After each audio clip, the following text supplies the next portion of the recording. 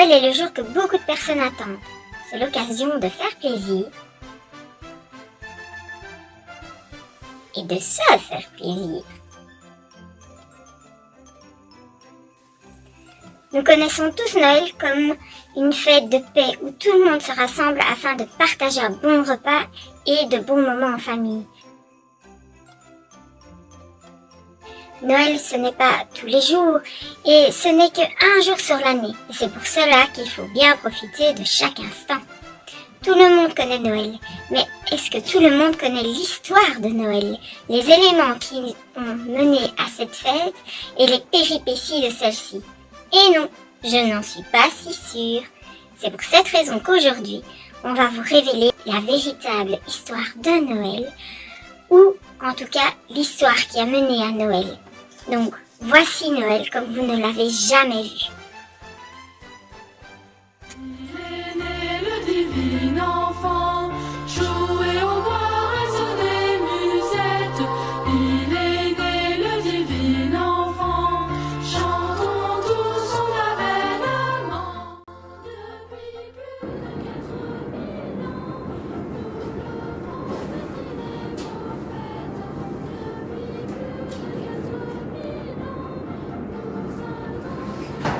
Zouzou Estelle, qu'est-ce que tu fais? Eh bien, tu vois, j'ai fait la crèche de Noël, tu sais. Il est né, le divin enfant. Oui, je comprends, mais qu'est-ce qui te rend si joyeuse?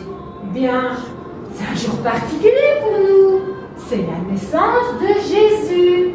C'est la naissance de la preuve de l'amour de Dieu pour nous. Ah oui, je vois, mais tu as oublié quelque chose. Voyons. Je sais pas moi. La paille? Non, L'âne? non. Mais tu sais, elle n'est pas encore tout à fait finie, hein. Il faut que je la termine. Et tu me diras après s'il manque quelque chose. Non, mais on n'a pas le temps. Comment ça, on n'a pas le temps? Qu'est-ce que je dois encore faire? Tu as oublié? Aujourd'hui, c'est la journée des zouzous. Non, je n'ai pas oublié. Mais, bon, soit. Je vais profiter pour faire une vidéo spéciale Noël. Allez, zouzou, on y va. Tiens, on y va.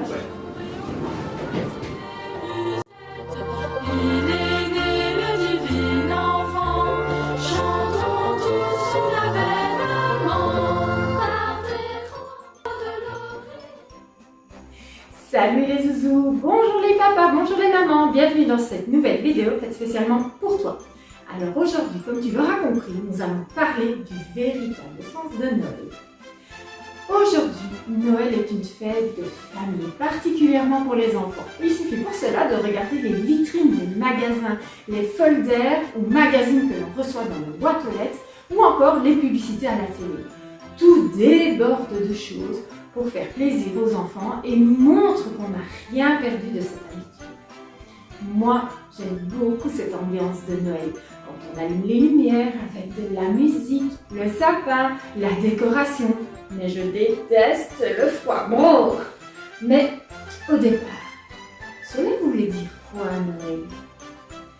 Dans notre Bible, et plus précisément dans les évangiles, c'est-à-dire les 4 premiers livres du Nouveau Testament, on peut découvrir que de façon complètement mystérieuse, Dieu a choisi de prendre forme humaine sous la forme d'un petit bébé né dans une modeste famille. Moi qui suis maman, cela m'interpelle. Dieu sous forme d'un bébé? C'est vrai que quand on pense à ce que cette naissance va venir chambouler nos vies, il y a de quoi être étonné de la façon dont Dieu s'y prend pour venir nous rejoindre sur terre. Un bébé, c'est compliqué, c'est totalement dépendant de nous, il a toujours besoin de nous, ne sait rien faire tout seul, c'est super fragile et plein d'autres choses. C'est bizarre, non, les zouzous? Le roi des rois, le seigneur des seigneurs, le sauveur du monde est un bébé. Mais Dieu voulait sûrement nous dire, nous montrer quelque chose. Devenir parent, ça change toute la façon de voir le monde et la vie. Vous pouvez me croire et je souhaite que cela puisse vous arriver car c'est une chose merveilleuse. On devient totalement responsable de quelqu'un d'autre que nous. Et notre cœur est rempli d'amour et de tendresse pour ce petit être. Et si Dieu essayait de faire la même chose avec nous? Quand un enfant naît, on pense à son avenir, à ce qu'il lui fera plus tard, et on a de l'espoir pour lui, on a plein d'espérance pour lui. Jésus était un bébé, né dans une étable et couché dans une mangeoire pour animaux, pour bétail. Et pourtant, il portait déjà en lui le projet que Dieu avait pour ce monde. C'était l'espoir du monde, pour sauver le monde. Jésus est notre espérance. D'ailleurs, c'est écrit dans notre Bible. Je te propose d'aller rechercher un verset qui nous dit. Et pour cela, pour t'aider, je vais te donner le numéro de téléphone de Dieu. C'est le 02 41 10 45. Allons-y. 02, c'est la partie de la Bible où on peut trouver notre verset. La deuxième partie. La première partie étant l'Ancien Testament, et bien la deuxième, c'est le Nouveau. Donc, nous allons dans le Nouveau Testament. Allons-y.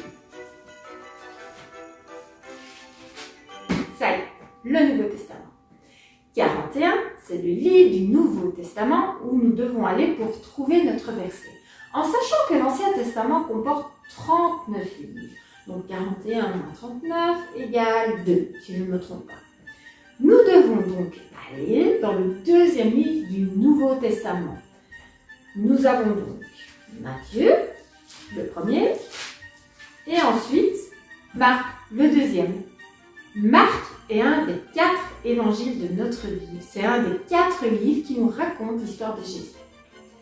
10, c'est le chapitre dans lequel se trouve notre verset. Donc nous pouvons prendre le chapitre 10 du livre de Marc. C'est le gros chiffre. On y va, on y va, on y va.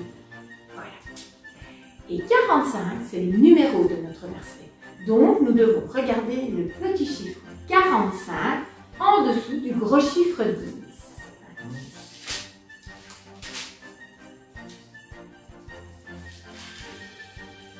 Voilà. Le verset que je te propose aujourd'hui se trouve donc dans ta Bible, dans le livre de Marc, chapitre 10, au verset 45. Et voici ce qu'il est écrit. En effet, le Fils de l'homme, donc Jésus, n'est pas venu pour être servi. Il est venu pour servir et donner sa vie pour libérer un grand nombre de gens. Quand Jésus est venu sur terre, son but était de mourir sur la croix. Il était de mourir à la croix pour nous. Il est mort et c'est grâce à cela qu'on peut être pardonné de tous nos péchés. Quand on croit en Jésus, que l'on met sa confiance en lui, on devient enfant de Dieu. Donc le vrai sens de Noël est l'arrivée de Jésus pour nous sur cette terre. Jésus est la personne la plus importante de Noël. C'est en quelque sorte son anniversaire. Hey Aujourd'hui, c'est le grand jour. C'est ton anniversaire et on va le fêter ensemble. Il a vraiment existé en tant que bébé, enfant, garçon, homme. Il est venu parce qu'il s'intéressait à nous. Il s'intéressait à toi. Il est venu pour toi. Et quand Jésus était sur terre, les gens se sont moqués de lui. Ils l'ont carrément mis de côté. Et il a dit, je suis venu pour donner ma vie. Personne ne peut dire qu'il a toujours bien fait, qu'il n'a jamais menti, qu'il ne s'est jamais mis en colère, qu'il n'a au fond jamais désobéi. On a tous au fond des drôles de pensées, on a déjà triché pour gagner. Eh bien, plus on grandit, plus le mal qu'on fait devient important. Et Dieu ne peut pas nous accueillir avec cette âme, ce cœur sale. Il faut qu'il soit nettoyé. Jésus est venu. Il est venu pour payer toutes tes bêtises. Et les miennes aussi, les bêtises de tout le monde entier. Il est venu pour cela. Eh bien, Dieu a fait tomber sur lui les conséquences de toutes nos fautes à nous, de tous nos péchés. Et comme il est ressuscité, Il peut donc vraiment te sauver. Il est ton sauveur, il est le sauveur du monde.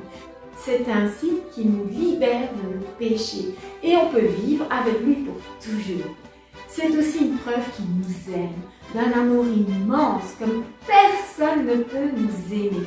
Et il nous demande aussi de montrer cet amour aux autres. Avant de terminer, je te propose une petite vidéo qui nous résume l'histoire de Noël et la naissance de ce roi si merveilleux qui est Jésus notre Sauveur. Regarde. L'histoire de Dieu, Noël.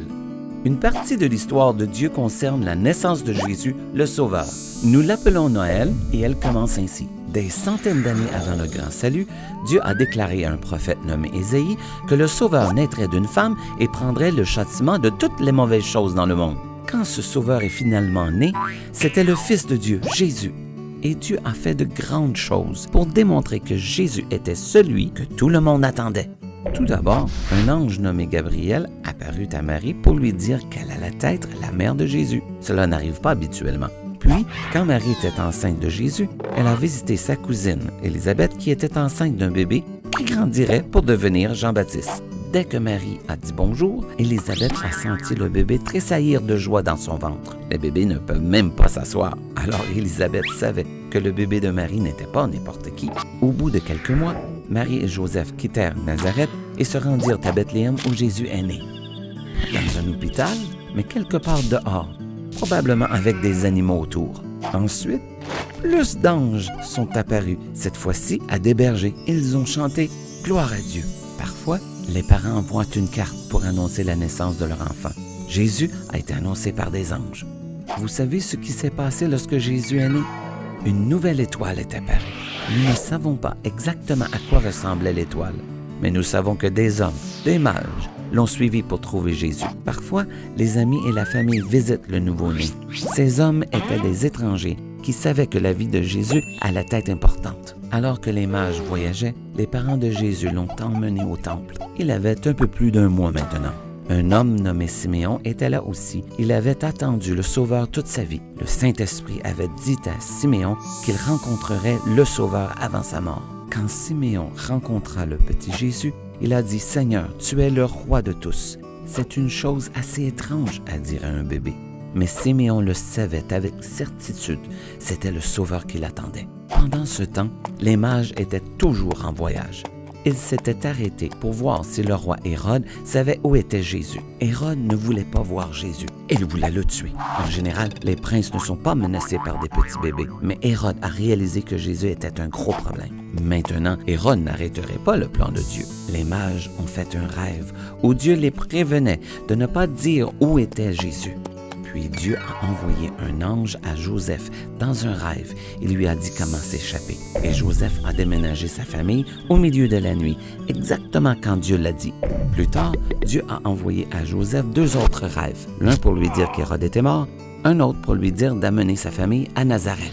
Et c'est là que Jésus a grandi. Le Sauveur était enfin arrivé. Et les anges, les bébés qui tressaillent, les nouvelles étoiles, les hommes âgés, les étrangers, les souverains jaloux et les rêves ne sont que quelques façons de nous montrer que Jésus est le Sauveur. Et c'est l'histoire de Noël. Chouette, non? Même si c'est quelque chose de connu, j'aime toujours autant voir et revoir cette histoire merveilleuse de la naissance de Jésus. Avant de passer à l'atelier, je te propose de prier ensemble. Fermons nos yeux. Merci Jésus d'être venu parmi nous ici sur cette terre. Jésus, merci pour ton amour immense pour nous. Et merci parce que tu es toujours avec nous. Amen. Amen les zouzous. Il est temps maintenant de passer à l'atelier spécial Noël. Allons-y.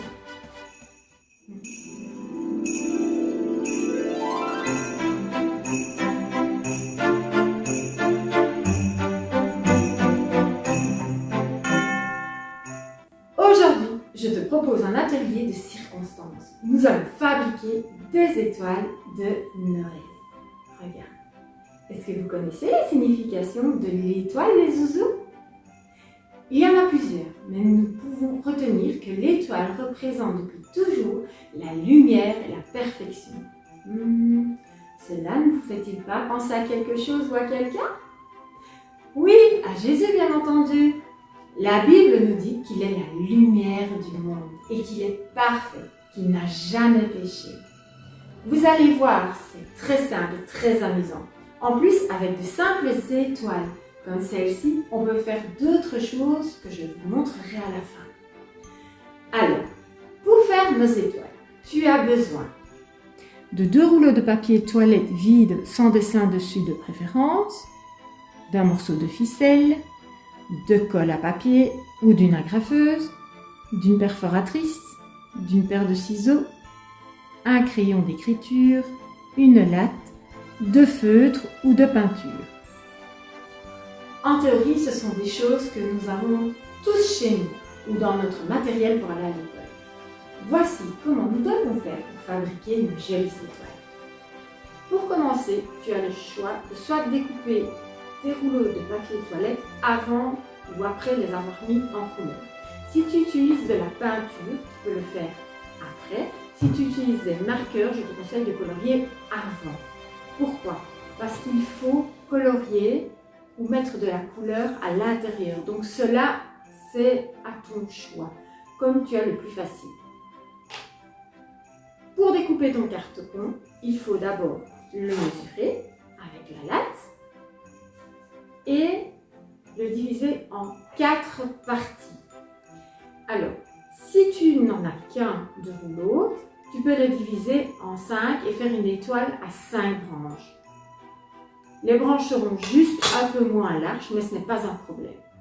Ensuite, tu découpes simplement au ciseau en pliant en 2 ton tube. Tu vois, je vais le faire ici avec le tube que j'ai déjà mis en couleur. Attention que si tu l'as mis en couleur avec de la peinture, il faut d'abord qu'il sèche avant de le découper. Voilà tous mes petits morceaux. À toi de choisir si tu veux faire une étoile à 6 branches ou à 5 branches. Les 5 branches comme celle-ci, ce sont les plus courantes. Mais pourquoi pas faire des 6 branches comme celle-ci? Ça ressemble un peu plus à une fleur, mais pourquoi pas? Ou même voir plus de branches. Ça, c'est vraiment à toi de voir, c'est ton choix. Pour l'assemblage, c'est aussi à toi de voir ce que tu as à la maison. Alors, tu peux faire avec une agrafeuse, mais il faudra de l'aide d'une grande personne pour ne pas te faire mal. Ou alors, tu utilises de la colle. Mais pour t'aider avec la colle, il te faut des pinces à linge pour bloquer ton collage le temps que cela sèche. Je te montre. C'est très simple. La colle, tu plies un petit peu en 2 morceaux. Tu mets de la colle ici sur le bord. Là. Tu prends ton deuxième carton. Tu viens le mettre contre de façon égale au bout. Là ici, ça doit être au milieu. Et alors, tu prends une pinette à linge et voilà. Et tu fais ça avec tes 5 ou 6 morceaux.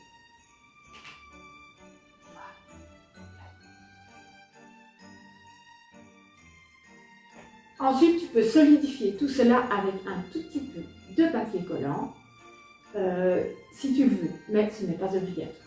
Alors, pour terminer, je te montre, il faut passer la ficelle ou le ruban. Pour permettre de passer la ficelle, tu peux utiliser la perforatrice, simplement, comme ceci. Tu plies bien en 2, tu passes ton morceau de carton et tu fais ton trou. Et ça te permet de passer simplement ta ficelle et ça te permettra aussi de pendre ton étoile. C'est bon?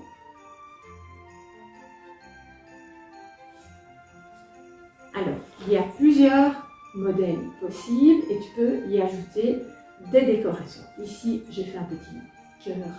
C'est pour ça que j'ai dit que ça ressemble un peu à une fleur. J'ai mis au centre un petit rond. Ici, j'ai ajouté une étoile bleue. Et j'ai mis quelques paillettes.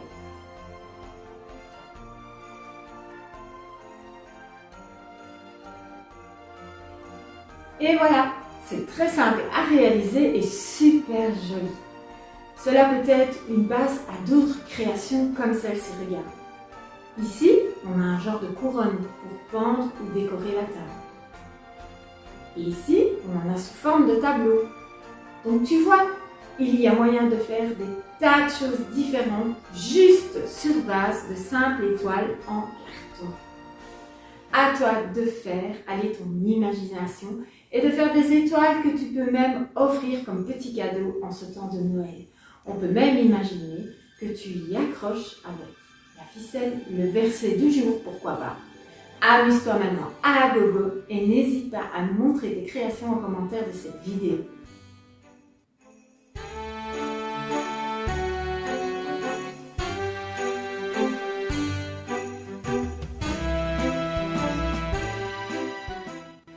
Voilà, j'espère que cette vidéo t'a plu et je te donne rendez-vous mercredi prochain avec ma copine Valérie et Loulou Tauban pour découvrir le dernier personnage, le dernier courageux de l'Ancien Testament et également la fin de notre défi Zouzou sur les livres de la Bible. Elle te dévoilera peut-être aussi le nouveau programme concocté spécialement pour toi. Qui sait? Et n'oublie pas, Noël est bien plus que les cadeaux, bien plus que le sapin, les lumières, les garnitures, bien plus qu'un bon repas, bien plus que du chocolat, bien plus que la musique dans les rues, des marchés de Noël. C'est Jésus qui est venu sur terre pour nous sauver. Je vous souhaite à tous un beau Noël et n'oublions pas ce verset merveilleux en Jean 3,16. Dieu a tellement aimé le monde qu'il a donné son Fils unique Jésus. Ainsi, tous ceux qui croient en lui ne se perdront pas loin de Dieu, mais ils vivront avec lui pour toujours. À bientôt les zouzous! Je vous souhaite un joyeux Noël. Je vous souhaite un joyeux Noël. Je vous souhaite un joyeux Noël et une bonne année. Que le soleil brille sur votre